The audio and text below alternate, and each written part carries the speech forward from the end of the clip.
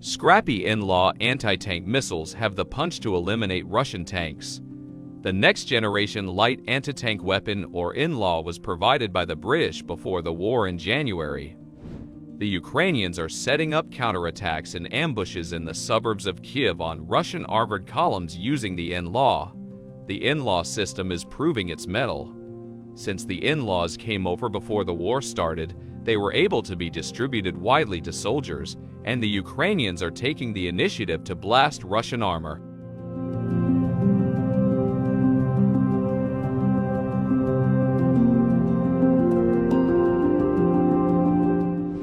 The United Kingdom sent 2,000 in-laws to the Ukrainians on January 19, and most importantly, the military sent trainers to prepare the Ukrainians for their use. The defending forces are singing the weapons' praises. According to the Daily Mail, whose reporters visited the front 50 miles north of Kiev, Lieutenant Colonel Igor Bezegluk exclaimed, "God save the Queen." Bezegluk also said the in-law is a game changer. The officer continued with his praise. "Thank you to Great Britain for giving us the in-laws. Anything that can help us to defend our country is very well received. These missiles have changed the war for us.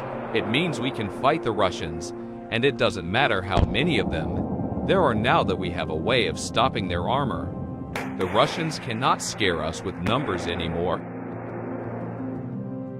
What is the in-law?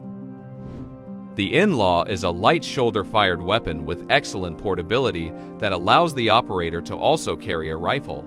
The launcher weighs around 27.5 pounds and is easy to fire. It shoots a surprisingly powerful 150mm high-explosive anti-tank missile. The in-law can take out a tank or vehicle between 20 and 400 meters for moving targets and up to 800 meters for stationary vehicles. In-law is easy to use. Operators just have to look through the sight, line up the target, and hold for 3 to 5 seconds before firing. Then the predicted line of sight inertial navigation and guidance system takes over, and the rocket blasts out of the tube at 440 miles per hour. So, it's fire and forget. Like the Javelin, the in-law can target the top of a tank's turret, where the armor is usually the weakest part. Operators just aim 1 meter above the tank, and the downward-shaped charge does the rest. One disadvantage of the in-law is that it is one shot, one kill. Operators get only one missile to hit pay dirt, then the tube is disposable. That's why the British and other countries that have in-laws will have to send more. In-laws are also not cheap at $40,000 a unit. Perfect for dismounted fighters who can hide in buildings. The in-law has many combat advantages, and infantry units do not have to change tactics that much. Regular Army Ukrainian soldiers can hide in bunkers, trenches, or in buildings to allow unsuspecting Russian tanks to enter a kill zone, where they will catch fire from the anti-tank weapon. Many soldiers will likely opt to shoot from atop buildings for a better downward angle against Russian armored vehicles. Another advantage is that their ease of use can be taught to less experienced reserve territorial defense fighters.